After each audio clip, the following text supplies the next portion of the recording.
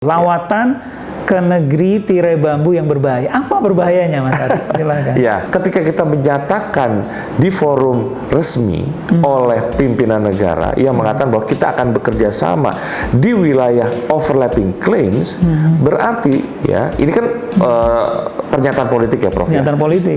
Yang akan berakibat pada akibat hukum, di mana artinya posisi kita selama ini yang tidak mengakui klaim Cina ini dapat diartikan sekarang berubah ya dengan mengakui klaim Cina 9 Dash Line di Laut Cina Selatan. Begitu. Itu yang menurut saya berbahayanya di situ.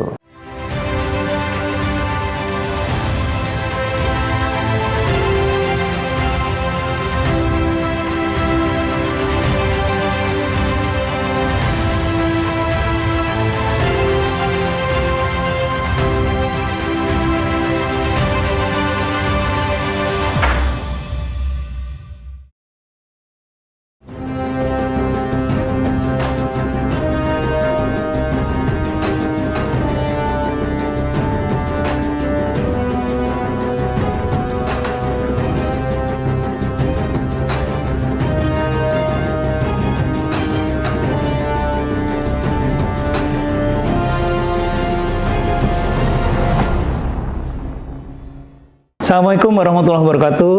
Apa kabar sahabat semua? Mudah-mudahan selalu sehat walafiat.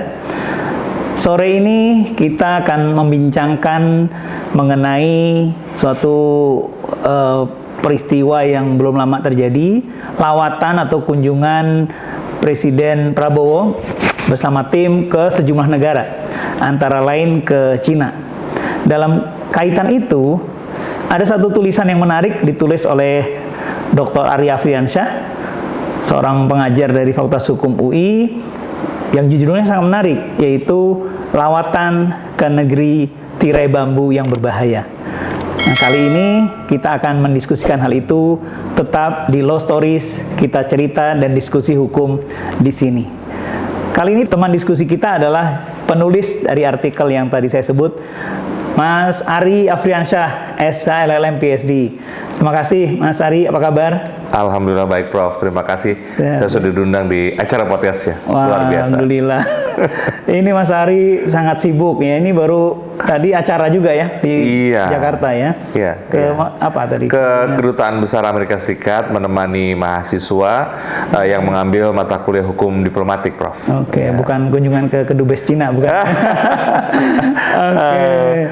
Nah, tadi itu menarik ya judul artikelnya. Tapi sebelum sampai ke sana saya tuh ingin ngobrol dulu. Mas Ari ini boleh cerita background S1, S2, S3-nya Mas Ari? Baik, terima kasih Prof. Saya dulu masuk S1 FHUI tahun 99, kemudian saya lulus 2003, Alhamdulillah. Kemudian 2 tahun kemudian saya dapat beasiswa S2 ke Sydney University, Australia. Kemudian lulus 2007, Alhamdulillah 2 tahun kemudian dapat beasiswa lagi ke Selandia Baru. Sampai selesai 2013, begitu Prof. Jadi selatan gitu ya, jadi Australia terus kemudian ke New Zealand.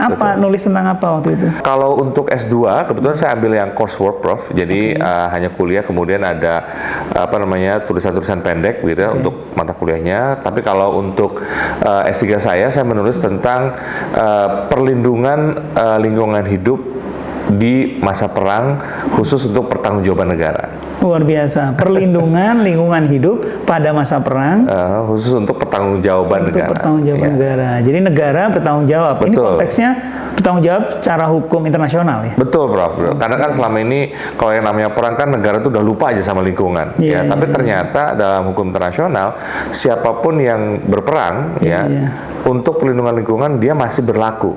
Oleh karena itu setiap kali setelah perang seharusnya keadilan pemenang perang itu tidak berlaku, victor's justice. Jadi siapapun yang menang, siapapun kalah, kalau dia memang terbukti melakukan kerusakan lingkungan, maka dia harus membayar reparasinya, begitu Prof. Kira-kira seperti itu. Jadi perang pun jangan merusak lingkungan juga ya, gitu. Luar biasa ya. Nah, ini saya balik ke tulisan tadi itu, lawatan ke negeri tirai bambu yang berbahaya. Apa berbahayanya, Mas Ari? Silakan. Ya, jadi sebetulnya tulisan itu saya tulis ya, kalau nggak salah itu tanggal 9 ya, ketika muncul berita terkait dengan kunjungan Bapak Presiden ya Prabowo Subianto dengan delegasinya ke Cina ya, karena memang ini adalah kunjungan kenegaraan yang pertama ya Bapak Presiden ke negara Cina begitu ya. Sebagai awalan ke negara-negara yang lain. Yang seperti biasa sebetulnya Prof ya, setiap kali kunjungan ke negaraan itu biasa diakhiri dengan joint statement ya, komitmen atas diskusi yang sudah dibicarakan. Nah, biasanya memang setiap kali kunjungan itu selalu ada komitmen-komitmen yang dibuat, karena memang ini adalah kunjungan persahabatan, kemudian ada kerjasama yang kemudian hasil dari kunjungan begitu. Namun ketika saya mendapatkan berita itu ya, karena langsung disebutkan nih ada sesuatu yang menarik begitu. Nah, ketika saya baca ya, di situ ada bagian di mana Indonesia itu menyatakan bahwa bersedia untuk bekerja sama dengan Cina ya di wilayah-wilayah, saya quote ya Prof ya. Areas of overlapping claims. Areas of overlapping claims begitu ya. Nah, pertanyaan adalah di manakah letak itu ya? Nah, secara geografis ya, itu memang kita tidak bisa kemana-mana karena memang hanya ada satu yang memungkinkan antara Indonesia dengan Cina itu overlapping claims, so-called ya Prof, itu di sebagian Laut Natuna Utara kita, ya. Kita menyebutnya Natuna Laut Utara, Natuna Utara kita dengan klaimnya Cina yang 9 garis putus itu, Prof. Begitu. Nah, kenapa saya kaget ya? Karena selama ini saya sebagai pengajar hukum laut begitu ya, dan juga menekuni bidang hukum laut, saya memahami betul ya bahwa posisi Indonesia itu tidak pernah mengakui klaim kewilayahan Cina di Laut Cina Selatan, begitu ya. Karena memang sejak awal Indonesia bilang bahwa kita tidak punya posisi yang sama. Ya, karena Indonesia itu selalu mengedepankan hukum internasional. Ya, karena kita sebagai negara pihak ya, dan juga kita punya banyak keuntungan gitu ya Prof ya, karena konsep negara kepulauan diakui di UNCLOS begitu. Nah, awal 90-an ya, ketika Cina kemudian mengeluarkan peta Nine Dash Line itu ya, karena mengklaim alasan historis ya, dan juga mengatakan bahwa secara sejarah para pendahulu bangsa Cina itu sudah memang menguasai Laut Cina Selatan, begitu. Nah, namun ya, zona maritim yang kemudian disepakati oleh negara-negara, di mana Cina juga sebetulnya pihak dari UNCLOS ya, itu hanya bisa memungkinkan negara itu punya wilayah laut yang dengan kedaulatan, yaitu adalah laut wilayah yang besarnya itu maksimal 12 mil laut dari garis pantai, ya, ditambah lagi zona maritim tertentu, ya, yang disebut dengan hak berdaulat. Apa itu? Zona ekonomi eksklusif dan landas kontinen. Ya. Nah, di luar dua wilayah itu ada lagi yang disebut dengan zona tambahan, Prof. Yang 12 mil laut. 12 mil laut setelah laut teritorial. Itu kompetensi terbatas negara untuk bidang imigrasi, bea dan cukai dan kesehatan. Hanya terbatas itu ya. Yang terbatas. Nah, kalau yang hak berdaulat ya, zona ekonomi eksklusif dan landas kontinen, di sana kita diberikan kewenangan prioritas ya, dari hukum internasional untuk memanfaatkan secara ekonomi sumber daya hayati maupun non hayati. Oke Mas, sebentar. Mas Ari, ini karena yang mengikuti podcast ini dari berbagai macam ini ya, latar belakang ya. Baik, tadi Mas Ari menyebutkan ada teritoriasi ya. Iya, laut wilayah. Laut wilayah. Dan ada di mana kita punya kedaulatan. Betul. Untuk melaksanakan kegiatan-kegiatan tertentu ya, tergantung dari Misalnya apakah zona tambahan 12 mil yang 3 urusan tadi? Betul, 4 urusan, Prof. 4 urusan, iya. Kemudian ZEE Iya. 200 mil, 200 mil, plus kemudian landas kontinen yang kita Betul. sudah punya undang-undangnya ya. Betul. Itu beda-beda tentu ya. Betul, ini, ya. Bro, Nah betul. sekarang yang tadi Mas Ari sebut klaim Cina 9 garis putus itu, 9 Iya. dash line itu masuk ke wilayah yang mana, Mas? Ya, yang saya sampaikan tadi, Prof ya. Jadi klaimnya Laut Cina Selatan oleh Cina dengan 9 dash line-nya itu kalau kita lihat di peta-peta gambar di internet begitu ya, itu beririsan dengan sebelah utara Laut Natuna Utara. Di sebelah utara. Sebelah utara Laut Natuna Utara. Kita menyebutnya Laut Natuna Utara, begitu ya. Dan kalau kita ya sebagai negara yang berdasarkan UNCLOS untuk mengklaim zona ekonomi eksklusif ya, kita akan bilang kepada dunia dan memang harus kita publish declare gitu ya. Klaim zona ekonomi eksklusif Indonesia itu sampai titik koordinat mana?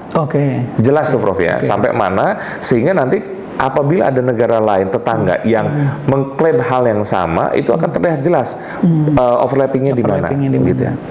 Yang menarik, Prof, Cina ya, ketika dia menyebutkan klaim dengan 9 dash line, itu tidak pernah jelas koordinatnya. Tidak pernah jelas, tidak pernah ada.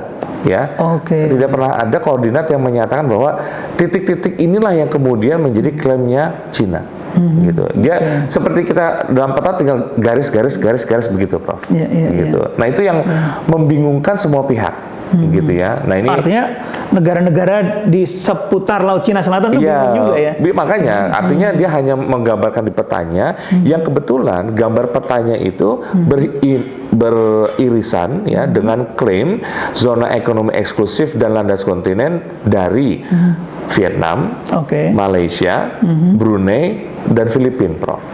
Begitu. Dan Indonesia, kalau Indonesia mengakui itu ya, karena dia beririsan sedikit dengan Laut Natuna Utara kita. Begitu. Nah, ini saya mau memperjelas lagi nih. Kita tadi ahlinya kan ahli hukum laut ya, Mas Ari ya, mengatakan Indonesia tidak mengakui adanya tumpang tindih itu. Betul. Sementara yang dari lawatan tadi ada pernyataan kerjasama di wilayah-wilayah yang tumpang tindih. Iya, betul. Boleh diperjelas lagi, Mas? Nah, Mas itu yang membuat kita gundah, Prof. Karena ketika kita menyatakan di forum resmi oleh pimpinan negara yang mengatakan bahwa kita akan bekerja sama di wilayah overlapping claims, berarti ya, ini kan pernyataan politik ya, Prof. Pernyataan politik. Yang akan berakibat pada akibat hukum, di mana bukan main-main ini. Iya, betul sekali. Artinya posisi kita selama ini yang tidak mengakui klaim Cina, ini dapat diartikan sekarang berubah ya dengan mengakui klaim Cina 9 dash line di Laut Cina Selatan. Begitu. Itu yang menurut saya berbahayanya di situ. Nah, ini menarik nih. Tapi tadi kan menurut Mas Ari atau mungkin juga menurut ahli hukum internasional di Indonesia ya. Tapi kalau misalnya nih dari pihak pemerintah mengatakan kami tetap tidak mengakui kok 9 dash line itu. Kami hanya untuk kerjasama dua negara bla bla bla gitu. Gimana itu? Nah, ini yang saya bilang sebetulnya kalau memang spiritnya adalah kerjasama ekonomi, kita harus memframingnya ini dalam koridor yang benar, begitu. Kalau kita memang konsisten, kita mengedepankan UNCLOS dan kita tidak mengakui klaim 9 dash line Cina, Prof. Ya, kita framing kerjasamanya itu berdasarkan sistem penanaman modal asing. Jadi kita mengundang ya, membuka kesempatan buat perusahaan-perusahaan Cina ya, dengan modalnya, dengan teknologinya untuk melakukan eksplorasi dan eksploitasi di wilayah zona hak berdaulat kita. Hak berdaulat kita. Yaitu Ya tergantung usahanya apa. Kalau dia mau mengupayakan perikanan ya berarti di ZTE-nya. Tapi kalau dia mengupayakan minyak dan gas bumi ya berarti di landas kontinen kita. Dan itu berdasarkan sistem perizinan, Prof. Kita mengizinkan. Gitu. Jadi kalau misalnya mereka datang urus dengan penanaman modal, izin segala macam, tentu dengan kita pasti memberikan insentif tertentu. Jadi, karena memang ini bukan dianggap ini milik kita berdua, hak kita berdua, jadi kita karya apa? Kita kerjasama di sini, bukan gitu ya? Betul, itu yang berbahaya, Prof. Karena ketika kita membuat kerjasama dalam dokumen hukum yang mengikat dalam bentuk perjanjian bilateral, nah inilah yang kemudian makin memperjelas bahwa Indonesia secara hukum ya mengakui klaim 9 dash line tadi. Ini itu yang serius ya? Itu yang menurut saya sangat berbahaya. Begitu. Tidak hanya kepada internal kita yang selama ini kita menganggap bahwa kita tidak punya konflik dengan Cina, kepada negara tetangga pun, dan juga negara lain yang notabene punya interest, ini Amerika Serikat, juga berpengaruh, Prof. Begitu. Apaan Indonesia nih? Gitu mungkin mereka pikir. Betul. Nah, saya ada 2 poin, tapi saya akan mulai masuk ke poin 1 dulu nih, Mas Ari. Apakah ini bisa diartikan bahwa ini saya sebagai orang awam hukum laut internasional sekian puluh tahun kita memperjuangkan bahwa itu kita tidak mengakui 9 dash line itu adalah wilayah di mana kita berdaulat untuk melaksanakan ZEE dan sebagainya. Kok tiba-tiba sekarang berubah total? Apa mau begitu teman-teman hukum internasional nih? Jadi begini, Prof. Sebetulnya perubahan kebijakan luar negeri karena pergantian pemimpin itu bukan hal yang baru. Gitu ya. Saya ingat betul ya ketika misalnya Filipina, Prof. Ya, sebelum Duterte menjadi presiden, ya, itu kan Filipina secara tradisional memang dekat sekali dengan Amerika Serikat. Gitu ya. Tapi kemudian ketika Duterte naik menjadi presiden, itu mengubah pola kebijakan luar negerinya Filipina. Ya, yang saat itu yang membuat anti klimaks ya adalah ketika hasil putusan arbitrase Laut Cina Selatan tahun 2016. Saat itu dunia mengharapkan karena Filipina yang mengajukan gugatan gitu ya, Filipina harusnya mengeuforiakan keputusan tersebut ya. Tapi karena presidennya adalah Duterte yang notabene dekat dengan Beijing gitu kan, akhirnya anti klimaks begitu. Tapi tetap aja secara hukum kita mendapatkan sesuatu dari putusan tersebut. Salah satunya adalah menyatakan klaim 9 dash line Cina itu adalah tidak berdasarkan dalam hukum internasional begitu. Nah, kemudian Amerika Serikat, Prof. Ketika waktu itu Trump menang pertama kali, itu kan juga mengubah tatanan hubungan internasional dan geopolitik, begitu ya. Nah, kebetulan, Prof, kita memang selama ini melihat Laut Cina Selatan itu satu suara. Ya, maksudnya ASEAN atau Indonesia melihat Laut Cina Selatan itu satu suara dalam artian kita selalu konsisten ya tidak mengakui klaimnya Cina di sana ya. Dan saya pribadi dari waktu ke waktu sering kali berdiskusi, berkonsultasi dengan teman-teman di Kementerian Luar Negeri. Dan saya sangat mengapresiasi ya teman-teman Kementerian Luar Negeri itu luar biasa, Prof, ilmunya begitu ya. Artinya beliau-beliau lebih lengkap daripada saya. Kalau saya kan hanya baca buku, meneliti segala macam. Tapi beliau-beliau itu kan selain juga sekolahnya sampai S3, kemudian berpraktek langsung sebagai diplomat. Artinya mereka jauh lebih mengetahui bagaimana konsekuensi perubahan kebijakan. Gitu ya. Apa Mas Ari mau mengatakan gini? Ini kan presiden ke Beijing, ada joint statement, isinya begitu, pasti dong diketahui oleh Kemenlu gitu kan? Pasti nggak mungkin tidak. Mau mengatakan gitu, Mas Ari? Sebetulnya itu salah satu pertanyaan saya, Prof. Ya, salah satu pertanyaan saya, kok bisa? Ya, kok bisa ada kalimat seperti itu? Ya, tentu saya bertanya dong kepada teman-teman gitu kan ya. Memang ada komunikasi tentunya ya yang kemudian pada akhirnya keluarlah seperti itu. Ya saya pribadi saya tidak bisa kemudian terus mempertanyakan itu kepada rekan-rekan di Kementerian Luar Negeri karena mereka pasti punya batasan, Prof. Ya, punya batasan memberikan masukan yang kemudian pasti keputusan akhir itu bukan pada mereka. Begitu. Jadi saya yakin masukan itu pasti sudah diberikan, tapi ya tadi karena mereka ada bagian dari pemerintah gitu kan, keputusan ada di tangan Bapak Presiden dan juga Menteri Luar Negerinya begitu kan. Ya mungkin yang akhirnya ditetapkan seperti itu ya. Dan saya pikir tadi berkaca dengan atau menyambung dengan perubahan kebijakan luar negeri, Prof. Ya sebetulnya kalau memang pemerintah Indonesia ingin mengubah kebijakan luar negeri kita yang tadinya tidak mengakui menjadi mengakui ya, silakan ya. Tapi harus siap juga dengan ramifikasinya, harus siap dengan konsekuensinya. Gitu ya. Artinya kalau kita betul-betul katakanlah begitu ya, Prof. Sekarang kita ingin dekat sekali dengan Cina karena Cina yang lebih real memberikan penanaman modal yang luar biasa, investasi yang banyak begitu kan. Ya, kalau memang itu prioritas pemerintah ya silakan. Jelaskan kepada publik seperti apa. Jangan seperti sekarang. Masih menurut saya, Prof ya, masih ambigu ya, masih kurang clear lah begitu. Nah, Mas Ari, saya nyambung ya. Tadi kalau Mas Ari menyebutkan harus jelas kepada publik. Dalam pikiran saya ini ya, terpikir begini, apakah hal itu sebelum ada kebijakan atau joint statement yang isinya menurut Mas Ari itu berbahaya tadi, apa tidak harus dibahas dulu di parlemen? Ya, gitu. Baik, terima kasih, Prof. Jadi ketika eksekutif melakukan diplomasi, ya, memang setiap negara itu punya sistemnya masing-masing. Ya. Yang saya perhatikan, kalau Indonesia, ini sependek pengamatan saya, Prof ya. Jadi pemerintah Indonesia eksekutifnya jalan dulu nih, ya, artinya mereka bernegosiasi, mereka menentukan mana yang sekiranya penting buat Indonesia. Nah, nanti ketika mereka harus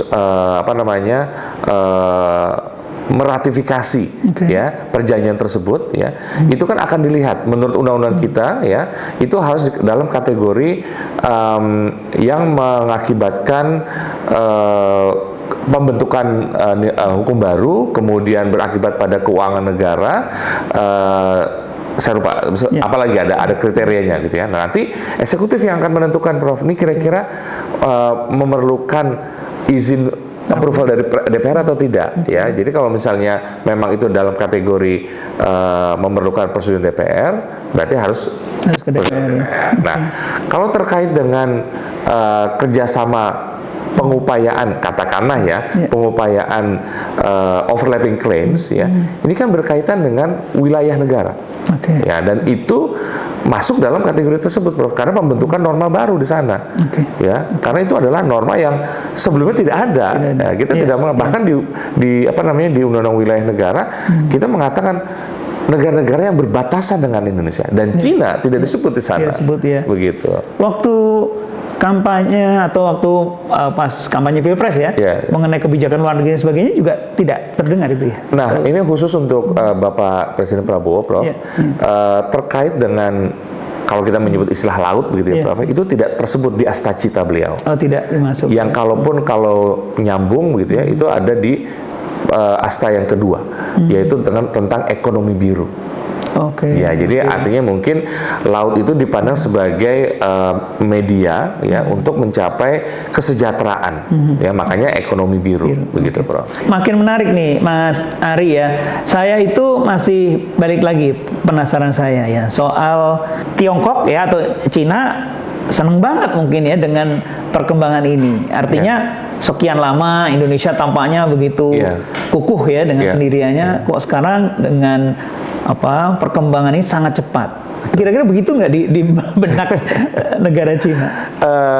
Saya bisa mengatakan iya, karena beberapa hari setelah berita joint statement itu muncul, ya, bahkan Cina duluan yang menampilkan joint statement itu di websitenya Kementerian Luar Negeri Cina, Prof. Ya, dalam 2 bahasa, ya, dan 2 hari setelah itu Kementerian Luar Negeri Cina buat press release mengatakan bahwa kami siap untuk melakukan negosiasi dengan Indonesia.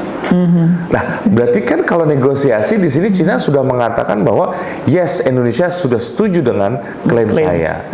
Karena kalau apa istilahnya skenario yang saya sampaikan dengan sistem perizinan tidak ada negosiasi di situ. Orang dia harus minta izin kok, betul, jadi apa yang dinegosiasikan betul, gitu betul, ya. Oke, nah Mas Hari, sekarang terkait dengan beberapa hari yang lalu itu kan Menteri Luar Negeri ya dalam jumpa pers atau press release-nya kurang lebih seperti mengklarifikasi ya. Jadi nggak usah intinya mungkin nggak usah terlalu khawatir karena Indonesia tidak kehilangan hak berdaulatnya. Ya, jadi tetap ya. Itu gimana Mas Ari melihatnya? Sebetulnya sangat menarik ya Prof. Karena seperti kemarin ya, hari Senin tanggal 2 ya, tanggal 2 Desember itu kan pagi hari ada rapat kerja dengan Komisi 1. Ya, jadi Menlu dengan jajarannya dengan Komisi 1 yang kemudian dilanjutkan ya, ada rapat kabinet paripurna Pak Bapak Presiden ya. Setelah itu ada press conference ya dengan Bapak Menteri Luar Negeri dengan wartawan. Ya, di sana beliau mengatakan bahwa menyatakan kembali bahwa ya memang kerjasama akan tetap dilakukan ya dengan kata-kata teks yang sesuai dengan joint statement ya, yaitu wilayah yang masing-masing punya klaim. Ya.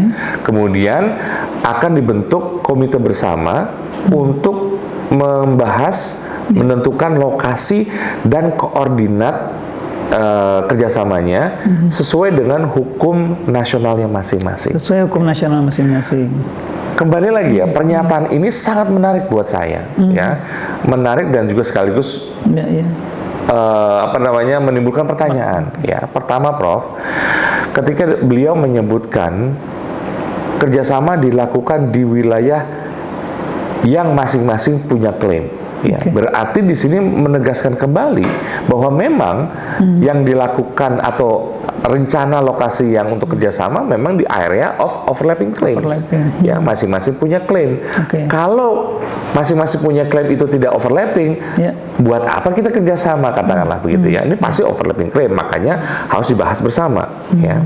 Kedua, komite bersama yang akan dibuat untuk membahas lokasinya di mana, titik koordinatnya di mana, ini yang menarik, Prof. Kenapa? Karena seperti saya sampaikan tadi, yang namanya klaim Cina itu tidak pernah ada titik koordinatnya. Tidak pernah ada. Tidak pernah ada. Negara lainnya juga nggak tahu gimana nih. Sekarang kalau sampai ada titik koordinatnya, itu akan membantu Cina untuk memperjelas klaim nine dash line-nya itu paling tidak di bagian yang overlapping dengan Indonesia. Artinya 1-0 buat Cina. Ya, beliau artinya ada nih bantuan dari Indonesia untuk kemudian mengakui secara politik dan hukum di mana nine dash line-nya itu. Ya. Terakhir, terkait dengan pernyataan berdasarkan hukum nasionalnya masing-masing. Ya. Sepintas seperti ada masalah gitu ya? Tidak ada masalah dan mungkin ya udah kita tidak usah menghiraukan hukum internasional, gitu ya. Tapi kalau kita lihat paling tidak untuk Indonesia ya, Prof ya. Hukum nasional Indonesia itu termasuk Undang-Undang Nomor 17 Tahun 85, Prof. Yang mana itu adalah undang-undang pengesahan UNCLOS. Ya. Ratifikasi bahwa kita menjadi pihak UNCLOS ya, yang kemudian UNCLOS itu ditransformasi ke 2 undang-undang, Prof. Undang-undang Perairan Indonesia dan Undang-Undang Kelautan Indonesia. Artinya sudah jelas UNCLOS itu menjadi bagian dari hukum nasional kita. Nah, berarti kan sekarang kalau memang kita konsisten dengan itu, berarti kita harus mengedepankan UNCLOS. Kalau mengedepankan UNCLOS, berarti klaim nine dash line Cina itu tidak bisa dijadikan dasar. Itu yang letak berbahayanya di situ ya, Mas? Berbahaya yang kedua. Bahaya yang kedua. Karena ini akan mau mau diimplementasikan. Begitu, Prof. Jadi mungkin ya yang masyarakat mungkin akan melihat nih, apakah dengan kerjasama atau kesepakatan dengan Cina itu dilanggar nggak hukum nasional terkait perairan dan kelautan tadi yang sudah ada undang-undangnya? Betul. Akan begitu ya pertanyaannya? Iya, ya tadi bentuk kerjasamanya seperti apa? Seperti apa? Itu begitu, yang mungkin perlu diamati dan betul.